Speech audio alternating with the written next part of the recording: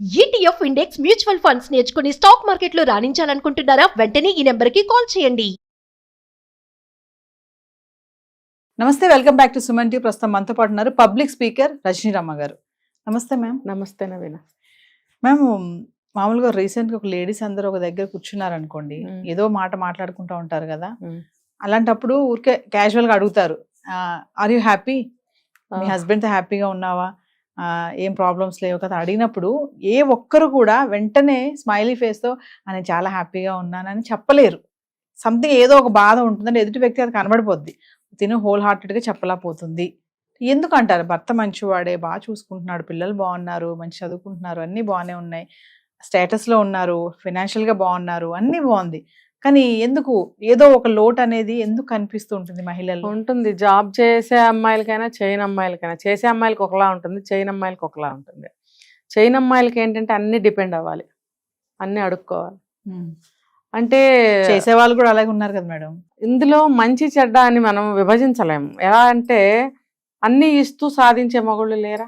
ఉన్నారు. చక్క నగలు కొంటారు, బంగారం కొంటారు, చీరలు కొంటారు, బిల్డింగులు కట్టిస్తారు, అబ్బో కోరుకున్న ఎన్ని నిమిషాల మీద తెచ్చి ఇంట్లో పెడతారు.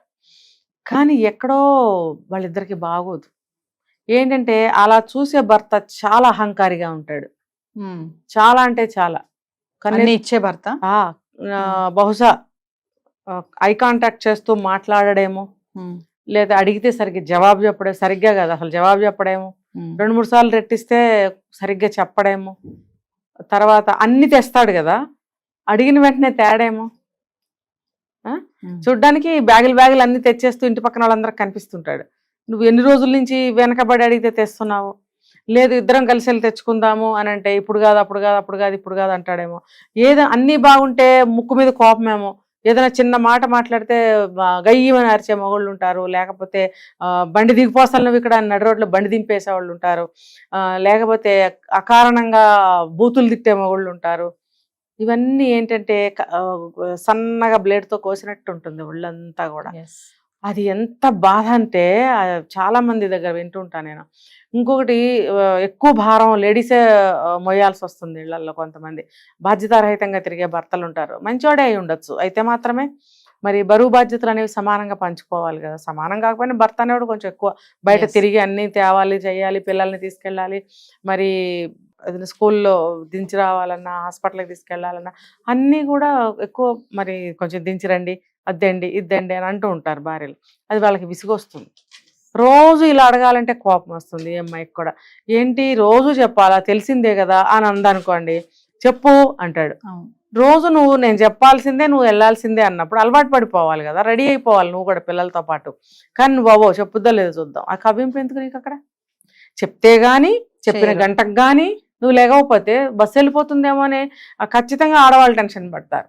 సర్లే ఎన్నిసార్లు చెప్పినా కదలట్లేదు, నేనే వెళ్తానులే అని చెప్పి పొయ్యి మీద ఏ పాలో ఉంటాయి ఏదో ఉంటుంది ఆపేసి గబగబా తను వెళ్ళటానికి ప్రయత్నిస్తుంటే అప్పుడు అడ్డం వచ్చి నేను తీసుకెళ్తా అంటాడు. అక్కడ ఒక రచ్చ గొడవ.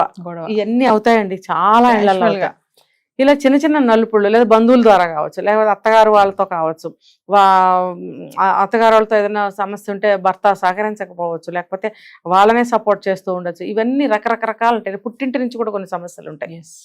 ఎన్ని రకాల సమస్యలు ఉంటాయన్నమాట ఆడవాళ్ళకి. ఇవన్నీ ఉన్నప్పుడు ఇప్పుడు భర్త మంచివాడని చెప్పాలా, చెడ్డవాడని చెప్పాలా?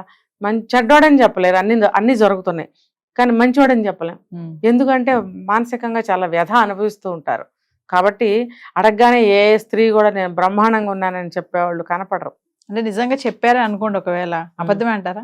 అంటే ఇందులో మళ్ళీ 2 రకాలు, ఒకటి అబద్ధం అయిండొచ్చు, ఒకటి నిజం కూడా అయిండొచ్చు. పరువు పోతుంది నలుగురు. చాలా మంచి మగవాళ్ళు అక్కడక్కడ ఉంటారు, మరి వాళ్ళని మనం తీసేయలేం కదా. అలాంటప్పుడు అలాంటి వాళ్ళని భర్తగా పొందిన స్త్రీ మరి చెప్తుంది కదా, ఆనందమే కదా. మీరు అన్నట్టు మేడం ఇందాక ఒక మాట అన్నారు, అన్ని తెచ్చి పెడతారు, ఏది కావాలంటే అది ఇస్తారు, అన్ని బాగానే ఉంటాయి, కానీ ఎక్కడో చిన్న వెలితి ఉంటుంది భర్త దగ్గర కూడా. అంటే భార్య అనే ఒక చిన్న చూపు అయితే ఖచ్చితంగా ఉంటుంది. సమానంగా పనిచేసినా, సమానంగా ఆర్థిక ఫైనాన్షియల్ విషయంలో సమానంగా ఉన్నా, అన్ని బాధ్యత పరంగా సమానంగా ఉన్నా, పిల్లల విషయంలో సమానంగా ఉన్నా కూడా ఎక్కడో నువ్వు కింద, నేను పైన, ఏదేమైనా నువ్వు కిందే అని అన్నారు. అంటే వాళ్ళ చేష్టల్లో అర్థమైపోద్ది అనమాట. అది మనకి అది తగులుతా తెలిసిపోద్ది. ఎందుకంటారు అలాగా?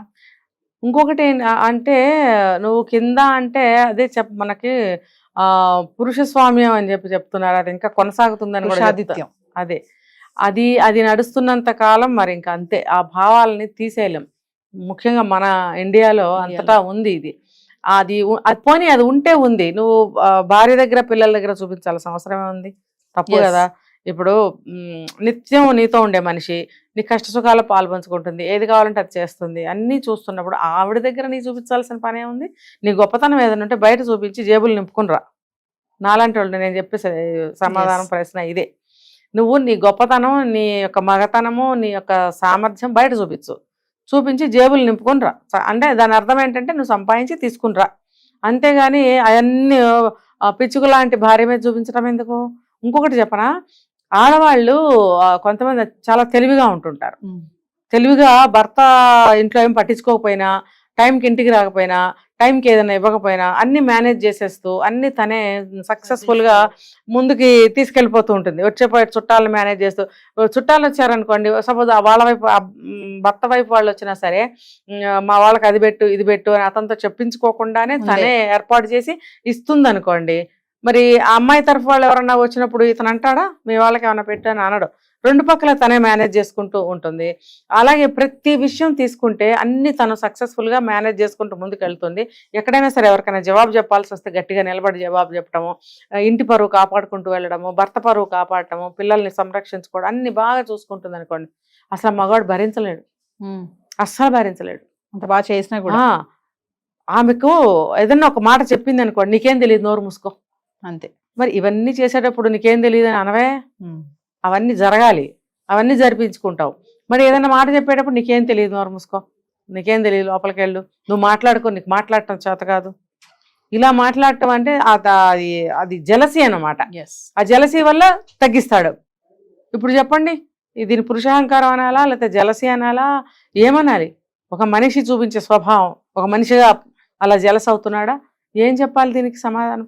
అంటే ఇందులో మనిషి స్వభావం ఉంది, మొగుడి స్వభావం ఉంది, ఒక మగవాడి స్వభావం ఉంది అనుకోవాలా? ఇవన్నీ భరించాల్సిన అవసరం ఇంకో వ్యక్తికి ఏముంది?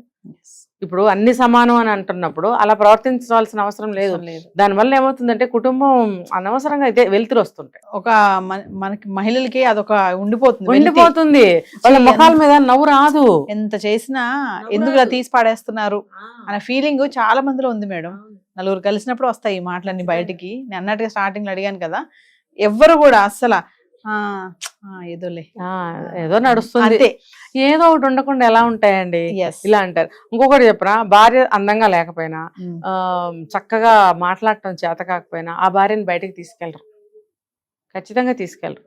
ఒక సినిమా ఉండదు, ఒక షికారు ఉండదు, ఈవెన్ కూరగాయల మార్కెట్కి తీసుకెళ్లరు, లేకపోతే చుట్టాలింటికి తీసుకెళ్లరు, ఎక్కడికి అన్ని వాడే పెత్తనం చేసుకుని వచ్చేస్తుంటాడు. భార్యను తీసుకెళ్ళరు. చాలా ఎక్కడన్నా ఒకళ్ళు తక్కువ ఎక్కడెక్కడ తీసుకెళ్ళచ్చు, కానీ ఇలాంటి వాళ్ళు దాదాపుగా తీసుకెళ్ళరు వెళ్ళాలి. అది బాధేగా. బయట ముఖం చూడకపోతే భార్యకి ఎంత బాధ అనిపిస్తుంది. ఇంట్లో మగ్గిపోయి మళ్ళీ అంటారు నీకేం తెలియదు.